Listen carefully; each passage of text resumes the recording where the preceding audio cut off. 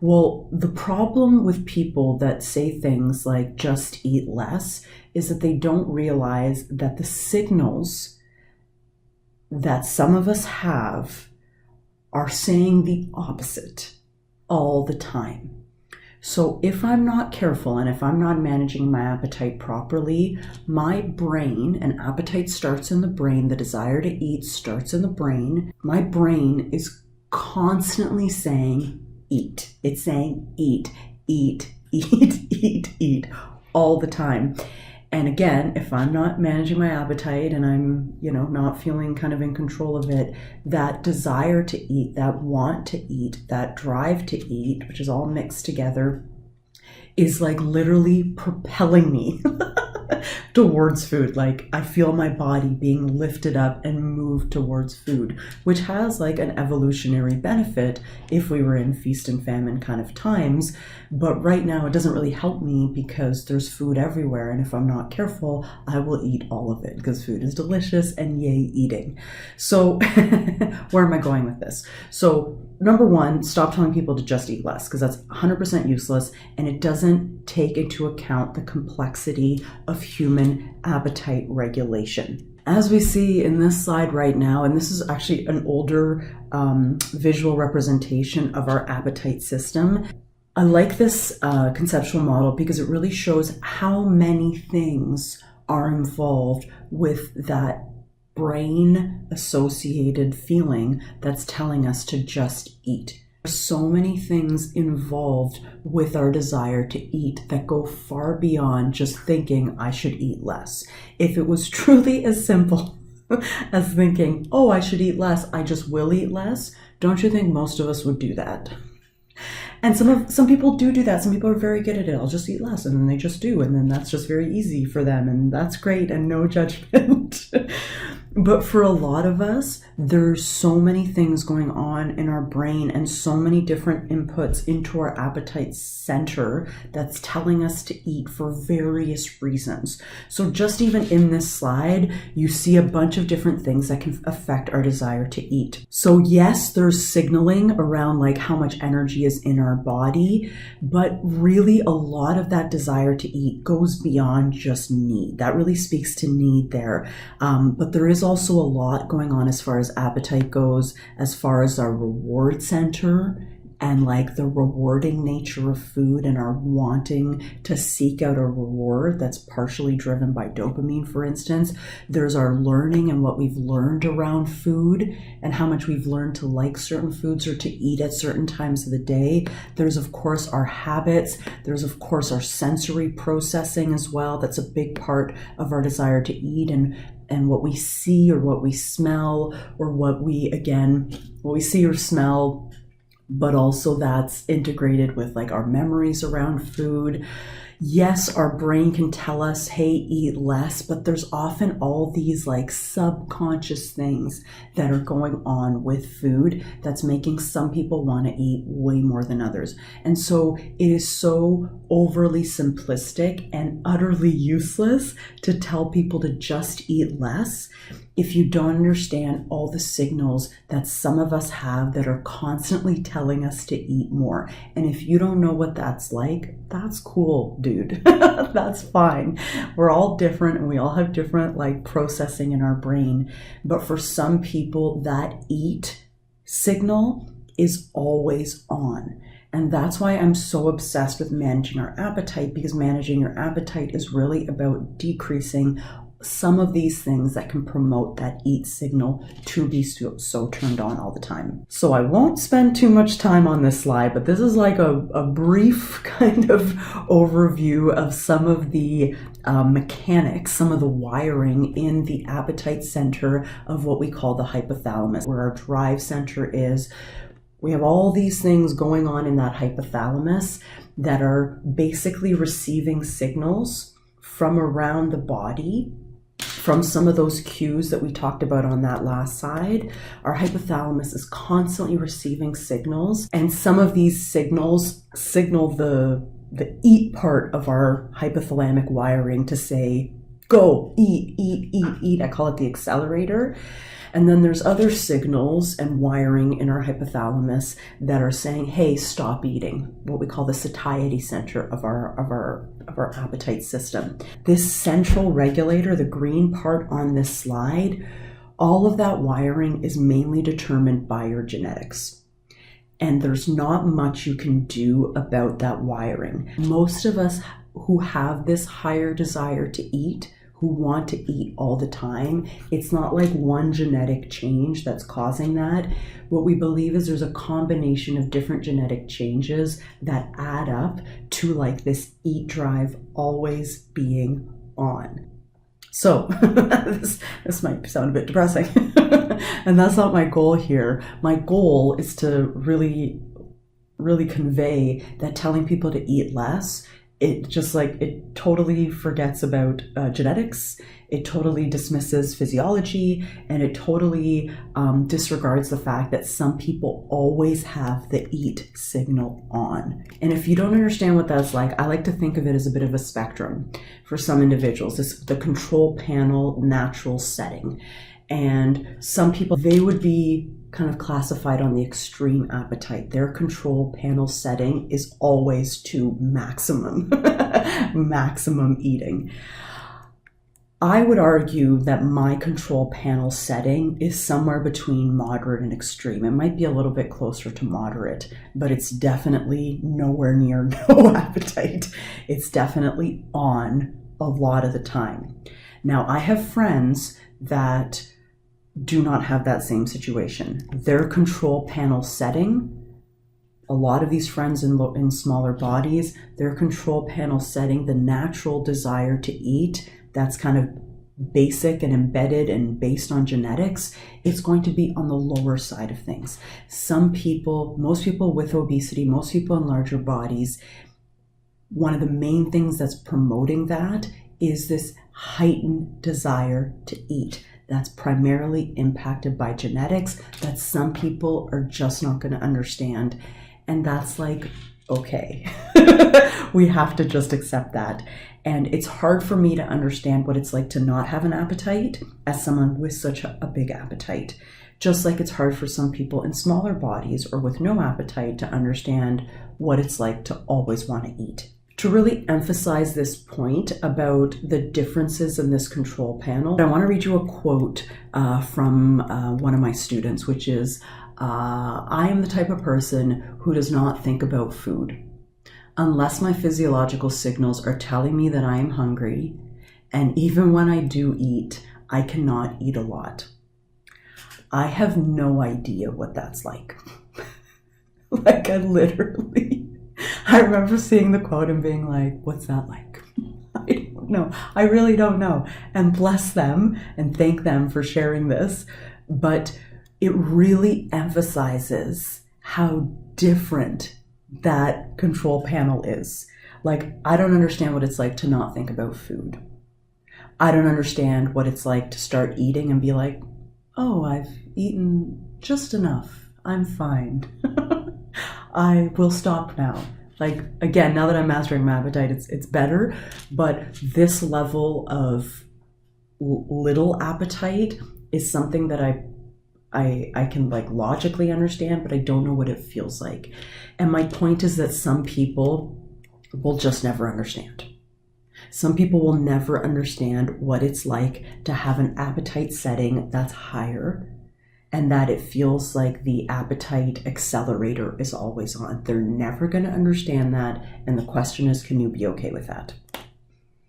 Because we're just different and we're programmed a little bit differently. If it makes you feel any better,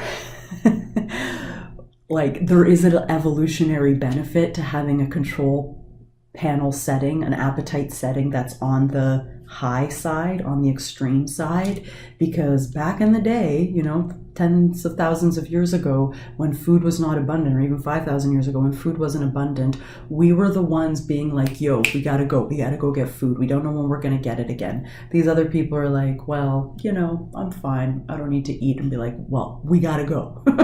We gotta go get food. There was an evolutionary advantage to having this appetite center be set at high all the time. But our environment's changed. But our environment's changed, food is abundant, and it's pushed on us constantly. So our genetics and our brains have not like adapted to our current environment, and it's not going to happen anytime soon. Evolution doesn't happen that quickly. So we would have outlived these people with the low appetites back in the day, but nowadays it's presenting a problem. It's presenting a problem that our control panel is set to high for some people. Now, it's a lot of bad news if you're following along, but what I want to argue is you have not a lot of control over changing that control panel. It's just set. What we can control are the levers.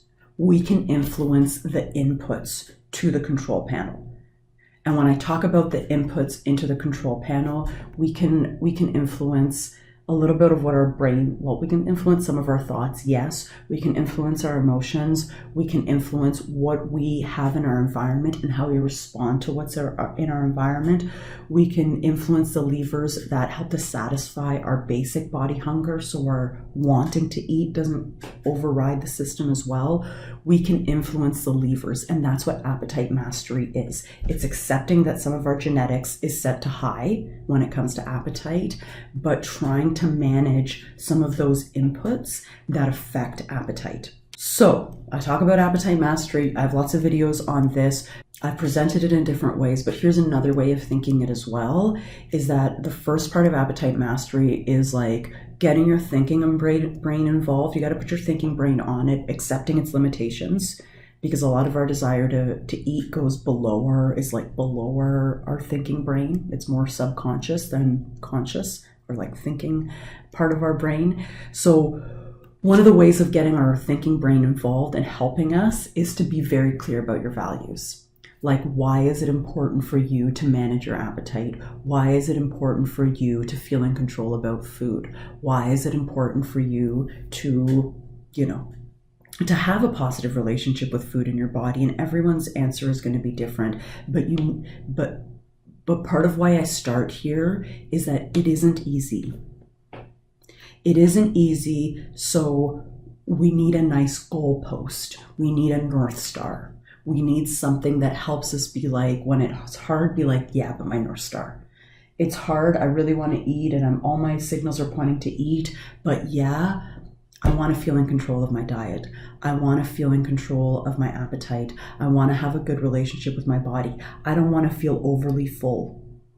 When I eat too much, I end up feeling gross because my stomach is bulging out and I ate too much, right? And I can get a bit jittery when I eat too much as well, right? And I become lethargic. I don't want that. My North Star is I don't want that, and I want to feel in control of my diet.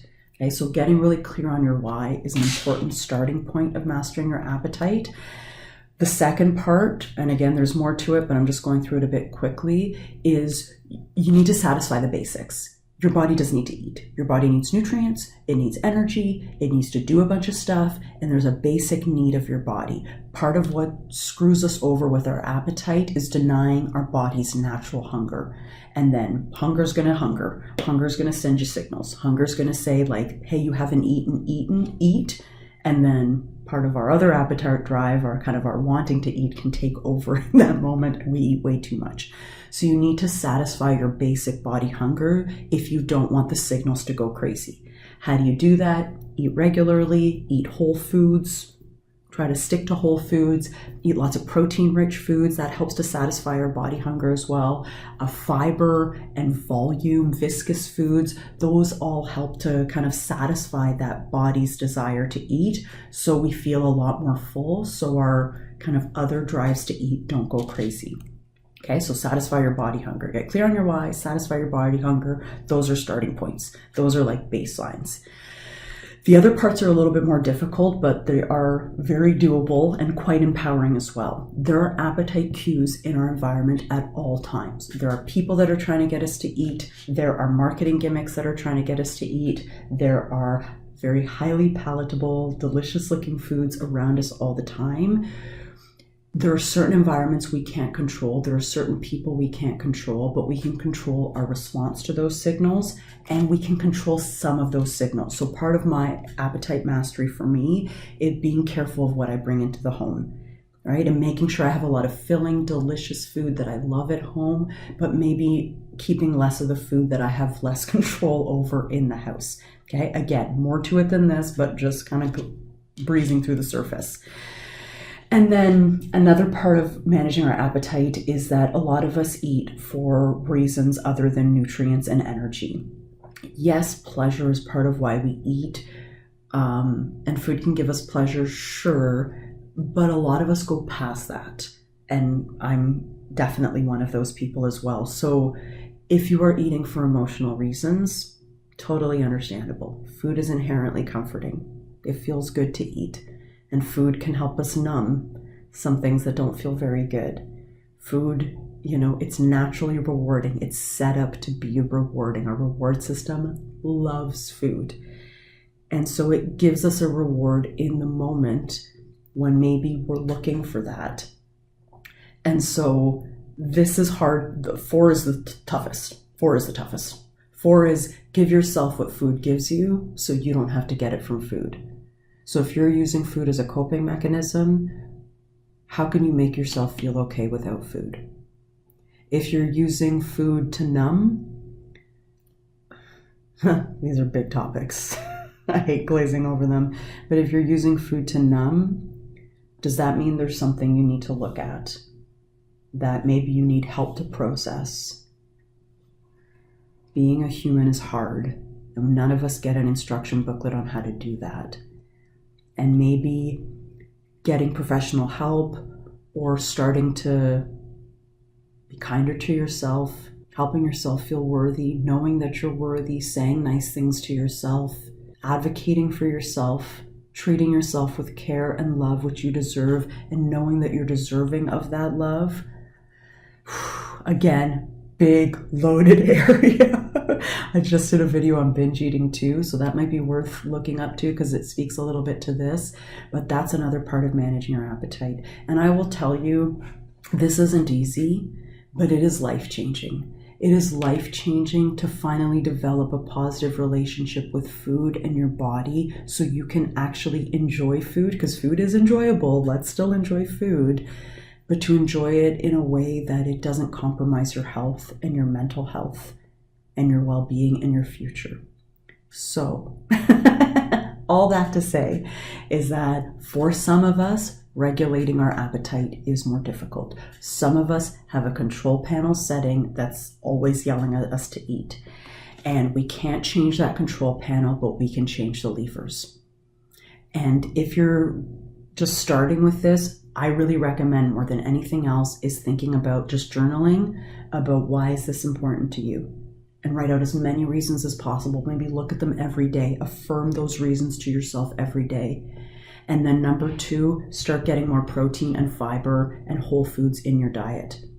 Satisfy that body hunger. Ideally, don't skip meals because that's when our hunger cues go crazy.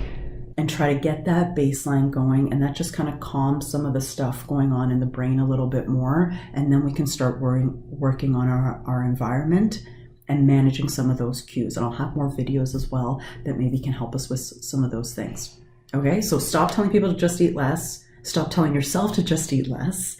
Understand that appetite is complex and there's a lot of things going on, and you deserve to feel amazing in your body.